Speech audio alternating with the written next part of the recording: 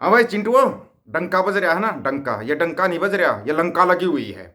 अब ये सोचते हैं जो भानवंडिया है उसके दलाल सोचते हैं कि तुम बात को दबा दोगे, बात कहीं नहीं आएगी, कहीं भी जिक्र नहीं होगा। इतिहास में ऐसा पहली बार होया है कि हमारे देश की बात है और दूसरे देश की संसद के अंदर जिक्र किया जा रहा है, बकायदा नाम लेके। आज तक नाम लेके नहीं बोला गया था, लेकिन अभी बकायदा नाम लेके बोला गया है। गृह मंत्री अमित शाह जी का नाम लेके इंग्लैंड की संसद के अंदर बोला गया है कि ये देखिए भारत देश के गृह मंत्री कैसा बेतुका बयान दे रहे हैं। बेतुका बयान बोला गया है और बकायदा जो बोला है सिखों के लिए, जो बोला है सुनने लायक है, बिल्कुल खुल के बोला उन्होंने, बकायदा खुल के। लेकिन ऐसा इतिहास में पहली बार होया है, पहली बार। और यहाँ पे क्या दिखा रहे, गोदी मीडिया सोचती है तुम बात को दबा दोगे, कहीं बात नहीं उठेगी। तुम्हारा नंबर तो कौन सा 168 में तो तुम्हारा नंबर आता है, सब घोषित तुम नंबर 1 बने रहते हो। नंबर 1 हो तुमको, सब घोषित, लेकिन सब घोषित। दूसरा कोई तुम्हारे को कहीं मानता ही नहीं। नहीं तो देख लो, तुम अमेरिका में गए थे, किसी ने इंटरव्यू दिया था तुम्हारे को, मना कर दिया था कि जाओ तुम यहाँ पर टीआरपी लेने के लिए आए हो, हुआ था ना। और बाहर निकल गए, प्रधानमंत्री साहब ने भी बोला था कि ओ माय गॉड तुम यहीं थे। तो ये तो देख लिया होगा ना, ये देख लिया होगा। लेकिन अब जो है, और अलग अलग तरीके से अलग अलग सांसदों ने डंका पीटा है तुम्हारा, तुम्हारे डंका नहीं तुम्हारे लंका लगाई है। बिल्कुल सुनना, थोड़ा ध्यान से सुनना। अगर नहीं समझ में आता है तो हिंदी में बता देंगे, वैसे तो मोटा मोटा समझ में आ जाएगा। जो बोला उन्होंने सिखों के लिए बोला है और जो भी कुछ बोला है, बिल्कुल आपको एक एक शब्द समझ में आ जाएगा। नहीं आता है तो चिंटू तुम्हारे तो वैसे भी समझ में नहीं आएगा, तुम समझने लायक हो भी नहीं। लेकिन थोड़ा सुनो। The reason for this debate is quite clear. India is not perfect in terms of freedom of religion or belief, and there's been a concerning trend when it comes to four violations, freedom of religious belief, over the past several years. This, of course, is not unique to India. Even in the UK, we have recently seen record highs for incidents of anti-Semitism, Islamophobia, and discrimination against Sikhs and other minority groups. And still, the scale and trajectory of the persecution currently being experienced in India by non-Hindus is very worrying and very disturbing. I point my honourable members to the words of Amit Shah, the Indian Home Minister, who in 2019 described people considered to be illegal immigrants as termites, and said that a BJP government will pick up infiltrators one by one and throw them into the Bay of Bengal. If that's not inflamed rhetoric, if that doesn't... सुन लिया ये क्या बोला था इन्होंने। अभी आपको इसका ना कहते हो तो वो हिंदी का कहते हो, हिंदी का जो बोलता है ना, ब्रॉडकास्ट होता है हिंदी का, आपको हिंदी में बता सकते हैं। वैसे तो चिंटू मोटा मोटा तो समझ में आएगा ना। जो सिखों के लिए बोल रहा है, जो अल्पसंख्यकों के ऊपर अत्याचार हो रहा है उसके बारे में बोल रहा है, जो बंगाल में किया उसके लिए भी बोल रहा है, पूरा बोल रहा है, हर चीज़ का जिक्र उठाया है। और उन्होंने जो ऊपर हैं, ऊपर के लिए बोल रहा है कि वहाँ तक इनकी बात को उठाना चाहिए कि जो भी ये देखो, भारत धार्मिक स्वतंत्रता के मामले में उत्तम नहीं है और पिछले कई सालों से for freedom of religion belief के उल्लंघन की घटनाओं में चिंताजनक वृद्धि हो रही है। भारत में ही नहीं हो रहा, उन्होंने यूके में भी पिछले कुछ समय में, यूके में यहूदी विरोध भावना, कम्युनिस्ट और सिखों के खिलाफ भेदभाव और दूसरे अल्पसंख्यक समुदाय के खिलाफ उत्पीड़न के मामले ये बोलते जा रहे हैं। फिर भी भारत में गैर हिंदुओं के साथ जो रहा बहुत चिंता में डाल देने वाला है इसकी। और मैं माननीय सदस्यों को अमित शाह के शब्द बताना चाहूँगा, जो कि भारत के गृह मंत्री, जिन्होंने 2019 में उन लोगों को जिन्हें कि अवैध प्रवासी समझा जाता है उन्हें दिमक कहा था और कहा कि बीजेपी सरकार घुसपैठियों के करके उठा के बंगाल की खाड़ी में फेंक देगी।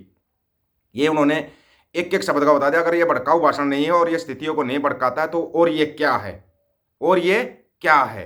मतलब बज रहा ना डंका, ऐसा डंका तो कहीं नहीं बज रहा। और बात यहीं पर नहीं रुकी कि सिर्फ एक माननीय सांसद ने कुछ बोला है, सिर्फ एक के बोलने पर बात नहीं रुकी है, बात आगे और दूसरे सांसदों ने जो बोला। एक दूसरे सांसद जो कि खुद हिंदू राष्ट्र के उसमें थे, फेवर में थे, यूके के एक सांसद थे जो हिंदू राष्ट्र के फेवर में थे, उन्होंने जो बोला उन्होंने तो पूरा ही डंका फोड़ के रख दिया। उन्होंने तो ऐसा डंका फोड़ दिया, बोला ठीक है मैं अच्छा मानता था भाई, ठीक है हिंदू एक राष्ट्र होना चाहिए, अच्छा था। लेकिन ये अच्छा नहीं है जो अब चल रहा है, ये जो किया जा रहा है कहीं सिखों के साथ, कहीं मुसलमानों के साथ जो किया जा रहा है। ये लोग सोच रहे कि तुम आवाज़ नहीं बनोगे सिखों की या मुसलमानों की या और अल्पसंख्यक जिनको दबाया जा रहा है, तुम आवाज़ नहीं बनोगे तो उनकी आवाज़ नहीं उठेगी। आज का ज़माना सोशल मीडिया का ज़माना है, सोशल मीडिया का। आपको सोशल मीडिया पर हम सुनाते रहेंगे, दिखाते रहेंगे, एक एक चीज़ आपको बार बार बताएंगे और दिखाएंगे। तुम नहीं दिखाओगे, हम दिखाएंगे, ये गारंटी है। इसलिए बोलता मैं, मंडियों में दलाल बैठते हो, तुम सिर्फ दलाली करने के लिए बैठे हुए हो, और तुम्हारे को भी जो किया जा रहा है तो जुर्माना लग रहा है, ठीक लग रहा है, तुम करते ही ऐसा हो।